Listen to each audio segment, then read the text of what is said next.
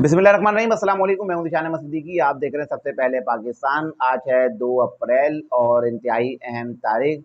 आज होने थे सेनेट के इलेक्शन चारों सूबाई असेंबली में, और मैंने आपको बताया था कि पीके में सेनेट के इलेक्शन मुलतवी हो सकते हैं, जिसकी इलेक्शन कमीशन ऑफ पाकिस्तान ने बाकायदा जो है एक जो उन्होंने तहरीरी हुक्मनामा जारी कर दिया था स्पीकर केपी की असेंबली और वज़ीर आला केपी के असेंबली को, केपीके को, कि आप जो है जो मखसूस नशिस्तें हैं उनके जो है मखसूस अरकान है जिनके इलेक्शन कमीशन ऑफ पाकिस्तान ने नोटिस किए हैं उनके हलफ लें।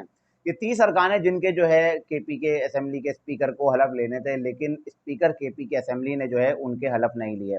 अब अगर हम बात करें कि गवर्नर ने भी इनको कहा, क्योंकि आइन के तहत गवर्नर जो है वफाक का नुमाइंदा होता है, और वो इसलिए सूबों में गवर्नर काम करते हैं कि वो देखते हैं कि सूबों में आइन और कानून के तहत काम हो रहा है या नहीं हो रहा है, क्योंकि आइन का पासदार जो समझा जाता है वो गवर्नर को समझा जाता है। अब गवर्नर ने भी जो है एक हुक्मनामा जारी किया था स्पीकर केपी की असेंबली को कि आप जो है इन मखसूस हिस्सों पे जो अरकान है इनके जो है हलफ लें, और उसके बाद नहीं लिया गया। स्पीकर ने जो है वो रद्दी की टोकरी में डाल दिया वो गवर्नर के हुक्म को। और क्योंकि आपको पता है कि जो पाकिस्तान तहरीक इंसाफ है ये इंतशार फैलाने आई है, और इन्होंने हमेशा इंतशार ही फैलाना है।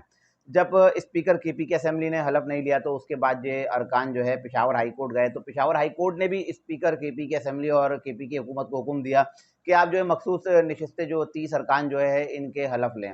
लेकिन आपको पता है कि इन्होंने सिर्फ इंतशार फैलाना है और इन्होंने हलफ नहीं लेना था, और इन्होंने उनके हलफ नहीं लिए।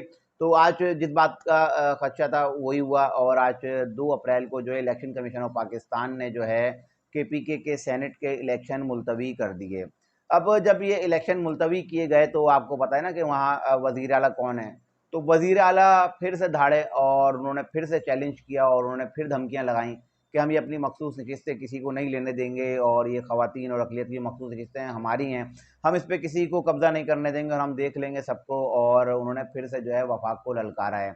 अब इसी पर अगर हम बात करें, जो अपोज़िशन के अरकान हैं इबादुल्ला, जो जिनका ताल्लुक जो है पाकिस्तान मुस्लिम लीग नून से, उनका भी बयान आया और उन्होंने कहा कि ये अली अमीन गंडापुर जो है ये एक सूबे के वज़ीर आला नहीं है, बल्कि ये कैदी के टाइगर बने हुए हैं, और उसके हुक्म पर जो है सूबे में ये इंतशार फैला रहे हैं। और आपको पता है अली अमीन गंडापुर जब पहले दिन से हलफ लिया है, पहले दिन से लेकर वो जो सारे मामलात कर रहे हैं वो सबके सामने हैं। अब अगर हम बात करें इस पर, जो है आज पाकिस्तान तहरीक इंसाफ के जो आज़म सवाती है ना, क्योंकि सारा गेम बनाया जा रहा था आज़म सवाती और मुराद सईद के लिए, लेकिन आज जो है आज़म सवाती के वकील वो भी पेशावर हाई कोर्ट गए और उन्होंने कहा कि उन्होंने अपील की कि अगर ये मुलतवी करने थे इलेक्शन तो आप पूरे पाकिस्तान में करते। तो उस पे अदालत ने भी उनको दो टोक जवाब दे दिया कि पूरे पाकिस्तान में तो मखसूस नशिस्तों पे जो अरकान मुंतखब हुए हैं उनका हलफ ले लिया गया। तो सिर्फ केपीके में आपने हलफ नहीं लिया ना मखसूस नशिस्तों के अरकान के, तो सिर्फ ये मामला केपीके में बनता है। तो बहरहाल उनको तो उधर मुंह की खाना पड़ गई। दूसरी तरफ अपोजिशन के जो अरकान है वो भी पेशावर हाई कोर्ट गए, लेकिन पेशावर हाई कोर्ट से उनको फिलहाल मुझे नहीं लगता कि कोई रिलीफ मिलेगा, क्योंकि पेशावर हाई कोर्ट से ज़्यादातर रिलीफ मिलता है पाकिस्तान तहरीक इंसाफ के लोगों को। क्योंकि जब ये मामला चल रहा था और जब मखसूस नशिस्तों का मामला था तो उस पर भी जो है पाकिस्तान तहरीक इंसाफ बशमूल Sunni Ittehad council Peshawar high court गई थी और उन्होंने वहाँ से स्टे लेने की कोशिश की थी। लेकिन उस पर भी जो है पेशावर हाई कोर्ट ने ज़ाहिर सी बात है वहाँ कुछ लोग हैं वो चाहते होंगे शायद पाकिस्तान तहरीक इंसाफ को रिलीफ दें, लेकिन उनको भी कहीं आइन और कानून में कहीं कोई गुंजाइश नहीं मिली, तो मजबूरन उनको भी हाथ खड़े करना पड़े, क्योंकि सुप्रीम कोर्ट ऑफ पाकिस्तान ऊपर बैठी हुई है, उनको पता है कि हम ऐसा कोई मुतनाज़ा फैसला देंगे तो हमारे लिए भी आगे चल के मसाइल हो सकते हैं। लेकिन पेशावर हाई कोर्ट ये गए हैं जो पोजीशन है केपीके की। लेकिन मुझे नहीं लगता, क्योंकि अगर हम दूसरी तरफ बात करें कि हम्माद अज़हर आ जाते हैं, उनको भी ज़मानतें कल मिल गई। आपको पता है 51 जो उनके बाद मुकदमात थे, 51 मुकदमात में उनको 15 मिनट में जो 51 मुकदमात में जो धड़ाधड़ ज़मानतें मिल गई। इससे पहले अगर हम मुराद सईद की बात करें, आज़म सवाती की बात करें, तो सबको पेशावर हाई कोर्ट से फौरी तौर पर ज़मानत मिल जाती है। और जो भी पाकिस्तान तहरीक इंसाफ के रुपोश रहनुमा जो 9 मई के वाक़े में मुलविस हैं, वो तमाम लोग आपको पता है हमेशा बाजियाब होते हैं, पेशावर से बाजियाब होते हैं, केपीके से ही बाजियाब होते हैं और पेशावर हाई कोर्ट में अमूमन देखे जाते हैं। बहरहाल उन तमाम लोगों को ज़मानतें और रिलीफ मिल जाता है, लेकिन मुझे नहीं लगता कि शायद इनको कहीं से कोई रिलीफ मिलेगा। अच्छा, अगर हम बात करें कि ये जो इनके कानूनदान हैं, बड़े-बड़े पाकिस्तान तहरीक इंसाफ के लोग हैं, जब इनको पता है कि इलेक्शन कमीशन ऑफ पाकिस्तान और इसके अलावा पेशावर हाई कोर्ट का हुक्म मौजूद है, अब ये लोग बच्चे तो हैं नहीं, इन सबको पता है कि ये हम आइन और कानून की खिलाफ वर्जी कर रहे हैं, हम वफाक के सामने खड़े हो रहे हैं, हम अदलिया के सामने खड़े हो रहे हैं। तो इस सब का मकसद क्या है? तो मेरी नज़र में जो मेरी नाकिस राय है, मुझे लगता है कि इसका जो असल मकसद है, इन्होंने मुल्क में इंतशार फैलाना है। अगर हम बात करें, आपने खुद पाकिस्तान तहरीक-ए-इंसाफ के अरकान को देखा होगा मुख्तलिफ टॉक शोज़ में बात करते हुए, तो वो हमेशा ये बात करते हैं कि हमें जो अवाम ने वोट दिया है वो मफ़ाहिमत के लिए नहीं दिया, वो हमें वोट मिला है मज़ाहिमत के लिए मिला है। यानी कि आप इंतशार के लिए जो है केपीके में आपने हुकूमत बनाई है और आपको वोट मिला है मज़ाहिमत के लिए। यानी कि आप इदारों से लड़ेंगे, आप इदारों से टकराएँगे, आप उनके सामने खड़े होंगे। आपका मतलब असल मकसद ये है कि आप जाएँगे और जेल तोड़ेंगे, जेल तोड़ के इमरान खान साहब को जेल से बाहर निकालेंगे, उनको वज़ीर-ए-आज़म की सीट पे बिठा देंगे और आप अपने मकसद में कामयाब हो जाएँगे। इसके अलावा इनका दूसरा जो टारगेट है वो आईएमएफ से, आपको पता है ना, इस मौजूदा जो हुकूमत है इसके तवील अल मुद्दती जो है एक मुआहिदा होने जा रहा है 3 साल का। तो इनका असल टारगेट ये है कि जो एक तवील अल मुद्दती जो एक मुआहिदा होने जा रहा है उसको किसी तरह से सबूताज़ करें। अगर 3 साल के लिए आईएमएफ से पाकिस्तान की मौजूदा जो हुकूमत है मुआहिदा कर लेती, तो आपको पता है मुल्क की मईशत दुरुस्त सिमत में आना शुरू हो जाएगी। यहाँ से महँगाई, बेरोज़गारी, गुर्बत में जो है काफ़ी हद तक कंट्रोल पा लिया जाएगा और अगर गुर्बत, महँगाई, बेरोज़गारी खत्म कर दी गई तो फिर पाकिस्तान तहरीक-ए-इंसाफ को कौन पूछेगा? तो अब इनका असल टारगेट ये है कि आईएमएफ से जो तवील अल मुद्दती जो इनका एक मुआहिदा होने जा रहा है ना, असल मकसद, असल टारगेट इनका है उसको सबूताज़ करना है ताकि मुल्क में एक आईनी बहरान पैदा किए जाए, मुल्क में एक इंतशार की सूरत-ए-हाल हमेशा जो है पैदा की जाए।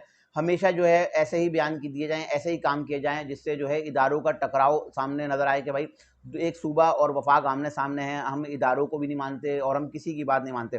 तो इनका असल मकसद ये है कि हम जो है आईएमएफ की जो अगली शर्त है ना, सॉरी, आईएमएफ की अगली जो मुआहिदा होने जा रहा है उसको सबूताज़ करना चाहते हैं। इसके अलावा बात करूँ कि इन्होंने एक मुराद सईद, आज़म सवाती और दीगर लोगों के लिए जो एक गेम बनाया था कि उनको जो है सेनेटर बनाना था और इनको सेनेट में भेजना था। तो इनका वो गेम भी फ्लॉप हो गया क्योंकि जब आपके केपीके के सेनेट के इलेक्शन ही मुलतवी हो गए तो ना मुराद सईद आएँगे, ना आज़म सवाती आएँगे, ना कोई आएँगे। तो लेकिन उसके अलावा एक मैंने कल एक खबर एक और भी शेयर की थी कि आपको मैंने बताया था ना कि एस्टेब्लिशमेंट जो है किसको चेयरमैन सेनेट बनाना चाहती है और पाकिस्तान पीपल्स पार्टी किसको चेयरमैन सेनेट बनाना चाहती है। एस्टेब्लिशमेंट सादिक संजरानी साहब को और पाकिस्तान पीपल्स पार्टी यूसुफ रज़ा गिलानी साहब को जो है चेयरमैन सेनेट बनाना चाहती है। लेकिन केपीके के जो इलेक्शन मुलतवी हुए हैं तो तब तक तो मुझे लगता है अब चेयरमैन सेनेट और डिप्टी चेयरमैन सेनेट का मामला भी अब खटाई में पड़ गया है। बहरहाल जब तक तो अब इनकी भी जान छूटी, जब तक इनके मामला तय हो जाएँगे एस्टेब्लिशमेंट के, पाकिस्तान पीपल्स पार्टी के आया चेयरमैन सेनेट किसने बनना है और डिप्टी चेयरमैन सेनेट किसने बनना है। लेकिन फ़िलहाल तो जो ये पाकिस्तान तहरीक-ए-इंसाफ के लिए ये एक अच्छा साइन नहीं है और मैं आपको ये बता दूँ कि ये जो अमल किया ना अली अमीन गंडापुर ने और केपीके हुकूमत ने, इसके नताइज केपीके में मुझे अच्छे नज़र नहीं आ रहे हैं और हो सकता है कि केपीके में आगे चलकर गवर्नर राज लग सकता है क्योंकि अभी आइन और कानून की खुली खिलाफवर्जी कर रहे हैं। गवर्नर के अहकामात को रद्द करना ऐसा है कि जैसे आपने वफाक को उसके मुँह पर जो है थप्पड़ मारा है। तो अब अली अमीन गंडापुर खुद ऐसा माहौल क्रिएट कर रहे हैं कि मुल्क में इंतशार फैले और इनके खिलाफ कार्रवाई की जाए और फिर ये मजलूम बन जाए, देखिए हमने हुकूमत बनाई थी और हमें एस्टेब्लिशमेंट जो है हुकूमत नहीं चलाने दे रही। तो बस ये सिर्फ इंतशार के लिए आए हैं और ये चाहते हैं कि मुल्क का बेड़ा गर्क हो। इनको मुल्क से कोई गर्ज नहीं है, इनको मुल्क से कोई मोहब्बत नहीं है। इनको मोहब्बत है तो सिर्फ एक उस शख्स से जो जेल में बैठा है, जिनके ऊपर खुद मुकदमात हैं। इस उनको उस शख्स से मोहब्बत है, उसके लिए मैं बोलता हूँ अगर ये पाकिस्तान के 4 टुकड़े भी कर दें तो वो इन लोगों के लिए कम है। ये उस उनकी मोहब्बत में इस हद तक मतलब पागल हो चुके हैं कि ये बोलते हैं भले मुल्क टूटता है टूट जाए, लेकिन इमरान खान जेल से बाहर आ जाए। जब अकल के अंधे हो, जब मुल्क ही नहीं रहेगा तो आप हुकूमत कहाँ करेंगे, आप कहाँ रहेंगे, आप कैसे जो है जो एक आज़ाद मुल्क जो आपको मिला है, इसको जो है आप सबूताज़ करना चाहते हैं। तो मैं सिर्फ यही कहूँगा कि पाकिस्तान तहरीक-ए-इंसाफ के लिए अब जो है मज़ीद बुरे दिन शुरू होने वाले हैं आज के बाद से। तो ये मेरी थी आज की कुछ इंतहाई अहम खबर, क्योंकि आज के हवाले से थी, आज सेनेट के इलेक्शन होने थे। तो इंशाल्लाह मज़ीद खबरों और नई तजदीद के साथ फिर हाज़िर होऊँगा, तब तक के लिए याद दीजिए अल्लाह हाफ़िज़।